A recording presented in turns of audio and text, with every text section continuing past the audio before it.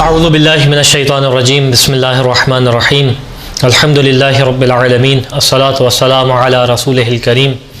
وعلی اہل بیتہ الطیبین الطاہرین المعصومین اللہم صلی علی محمد وآل محمد۔ خداوند متعال کا احسان ہے، اس کا شکر ہے، اس کی نعمت ہے کہ اس نے ہمیں ماہ محرم کے پاکیزہ ایام کو درک کرنے کی توفیق عطا فرمائی اور ان ایام میں حسین ابن علی کو یاد کرنے کی توفیق عطا فرمائی۔ یقیناً جب یہ ایام آتے ہیں تو ایک انتہائی مشہور و معروف روایت ہے جو کہ آپ نے سنی ہوگی کہ ابن شبیب کر کے، جو کہ ریان ابن شبیب نے امام رضا علیہ السلام سے نقل فرمائی ہے، جس سے مختلف موقعوں پہ مختلف اس کے اجزاء کو پیش کیا جاتا ہے۔ اب چونکہ روایت طویل ہے تو عادتاً طریقہ کار یہ ہے کہ منبر کے اوپر اس کو مکمل بیان نہیں کیا جاتا اور اس وجہ سے یہ روایت مکمل نہیں پہنچتی، لیکن جب اس روایت کا مطالعہ کیا جاتا ہے، اس روایت کو پڑھا جاتا ہے تو احساس یہ ہوتا ہے کہ انتہائی بیش قیمت روایت ہے اور اس کے مطالب انتہائی گراں قدر ہیں جو اس روایت نے اپنے اندر مختلف مطالب کو سمویا ہوا ہے۔ تو لہٰذا ارادہ کیا کہ آپ کے سامنے اس روایت کو مکمل پیش کیا جائے اور اس روایت کی تلاوت کر کے اس کا ترجمہ کیا جائے۔ ویسے تو اس روایت کے اندر انتہائی تفصیلی مطالب ہیں اور ہر جملے کے اوپر ایک طویل گفتگو کی جا سکتی ہے، لیکن ارادہ یہ ہے کہ پوری روایت کو پیش کیا جائے، تو لہٰذا صرف اس چیز پہ اختصار کریں گے کہ روایت کو آپ کے سامنے پڑھ کے سنائیں۔ اچھا، ایک اور چیز اہم ترین وہ یہ کہ روایت جو بیان کر رہے ہیں وہ ہے ریان ابن شبیب۔ یہ 8ویں امام اور 9ویں امام کے اصحاب میں سے شمار کیے جاتے ہیں اور ان کے بارے میں آیت اللہ خوئی نے اپنی رجال میں بیان کیا کہ ان کی فضیلت کے لیے یہ بات کافی ہے کہ 9ویں امام جواد امام محمد تقی علیہ السلام نے خاص ان کے لیے دعا فرمائی تھی۔ یہ ان کی فضیلت کے لیے، ان کی اہمیت کے لیے بیان کرنے کے لیے کافی ہے۔ روایت کا آغاز ہوتا ہے کہ ریان ابن شبیب جو ہے امام کی خدمت میں پہلی محرم کے دن حاضر ہوتے ہیں اور امام ان سے سوال کرتے ہیں کہ ابن شبیب اصائم انتا، کہ اے شبیب کے بیٹے کیا تم روزے سے ہو؟ تو فرماتے ہیں لا، اے مولا نہیں، میں روزے سے نہیں ہوں۔ پھر امام بیان کرتے ہیں کہ اے شبیب کے بیٹے، یہ جو دن ہے پہلی محرم کا دن، یہ وہ دن ہے کہ جس دن زکریا نے خدا سے دعا کی تھی۔ اور کیا دعا کی تھی؟ جسے قرآن نے نقل کیا قرآن کے اندر، جسے خدا نے نقل کیا قرآن کے اندر کہ ربی حب لی من لدنک ذریۃ طیبہ انک انت سمیع الدعاء، اے پالنے والے مجھے اپنے پاس سے بہترین پاک و پاکیزہ اولاد عطا فرما، ذریت عطا فرما۔ انک انت سمیع الدعاء، اے پالنے والے تو دعاؤں کا سننے والا ہے، تو دعاؤں کا قبول کرنے والا ہے۔ امام بیان کرتے ہیں کہ یہاں زکریا نے دعا کی، فاستجاب لہ وامر ملائکہ، یہاں خدا نے زکریا نے دعا کی، یہاں خدا نے ان کی دعا کو مستجاب کیا اور ملائکہ کو حکم دیا۔ فنادت زکریا، اور ملائکہ نے زکریا کو ندا دی۔ کس حالت میں؟ امام بیان کرتے ہیں کہ وہ محراب میں مصلی عبادت میں مشغول تھے کہ ان اللہ یبشرک بیحییٰ مصدقا، اے زکریا خدا آپ کو بشارت دیتا ہے، ملائکہ نے ندا دی زکریا کو کہ اے زکریا خدا آپ کو بشارت دیتا ہے یحییٰ کی کہ جو آپ کی تصدیق کرنے والے ہوں گے۔ اب یہ واقعے کا سینیریو آپ کے ذہن میں رہے، اس کا بیک گراؤنڈ آپ کے ذہن میں رہے کہ زکریا کی عمر اس کیفیت میں ہے اور اس مرحلے میں ہے کہ اس عمر میں کسی سے توقع نہیں ہوتی اور حتیٰ انسان تمنا کرنا بھی چھوڑ دیتا ہے اولاد کے لیے، لیکن اس موقع پہ خدا نے اس مرحلے پہ آ کے زکریا کو بشارت دی اولاد کی۔ اور صرف نہ جناب زکریا کی عمر مبارک اس مرحلے میں تھی بلکہ آپ کی زوجہ کی عمر مبارک بھی اس مرحلے میں تھی کہ اس موقع پہ کہ انسان اولاد سے مایوس ہو جاتا ہے، لیکن خدا نے مستجاب کی دعا اور جناب زکریا کو حضرت یحییٰ کی بشارت دی۔ اس کے بعد امام فرماتے ہیں کہ اے شبیب کے بیٹے، جو اس دن روزہ رکھے اور روزہ رکھنے کے بعد خدا سے دعا کرے تو استجاب لہ کما استجاب لزکریا، تو خدا اس کی دعا کو مستجاب کرے گا جس طریقے سے حضرت زکریا علیہ السلام کی دعا کو مستجاب کیا۔ اس کے بعد کہتے ہیں کہ ابن شبیب، یہ محرم کا مہینہ وہ مہینہ تھا کہ جس میں زمانہ جاہلیت میں اہل جاہلیت اس کے اندر ظلم کو چھوڑ دیا کرتے تھے، اس کے اندر جنگ و جدال کو چھوڑ دیا کرتے تھے. کیوں؟ کیونکہ اس مہینے کی حرمت کا لحاظ تھا، اس مہینے کی تعظیم کا لحاظ تھا. پھر فرماتے ہیں کہ فما عرفت هذه الامة حرمت شهرها ولا حرمت نبیها، لیکن وائے ہو اس امت کے اوپر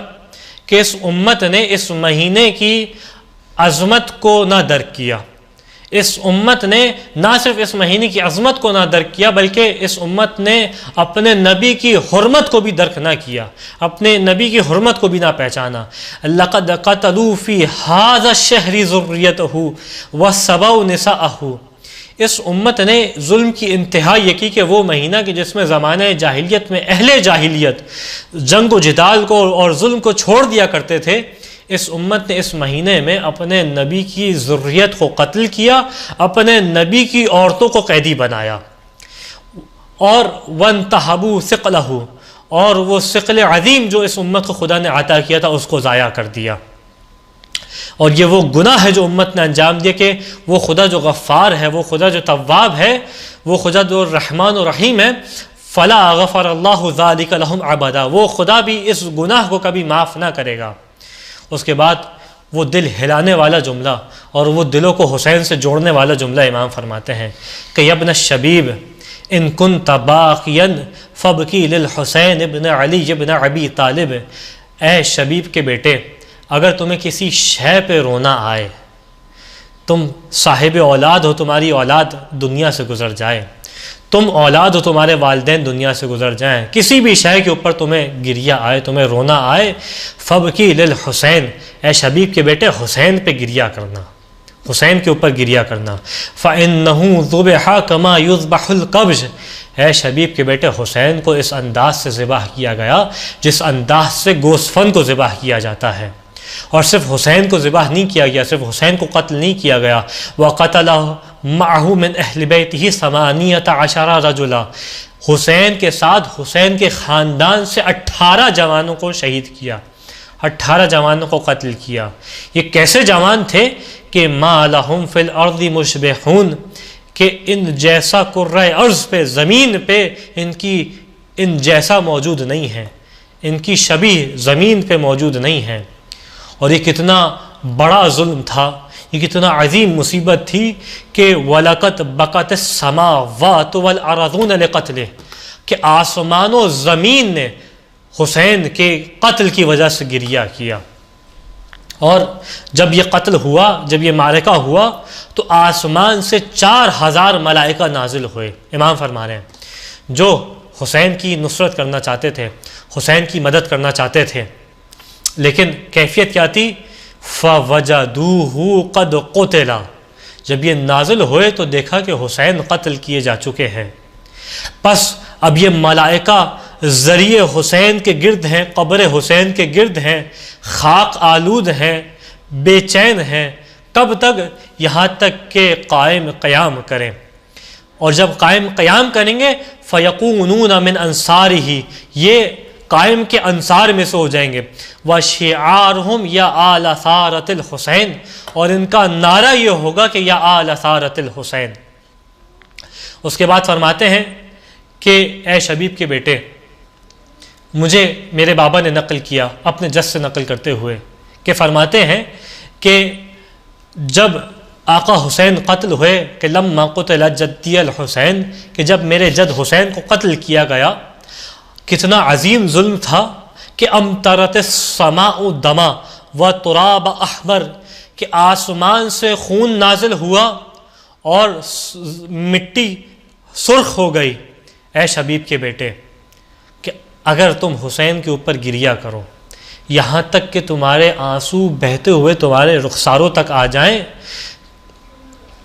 تو خدا تمہارے تمام گناہوں کو معاف کر دے گا. صغیراً کان او کبیرہ، قلیلاً کان او کثیرہ، چاہے یہ گناہ صغیرہ ہو چاہے یہ گناہ کبیرہ ہو، چاہے یہ گناہ کم ہو چاہے یہ گناہ زیادہ ہو، تمام تمہارے گناہوں کو معاف کر دے گا.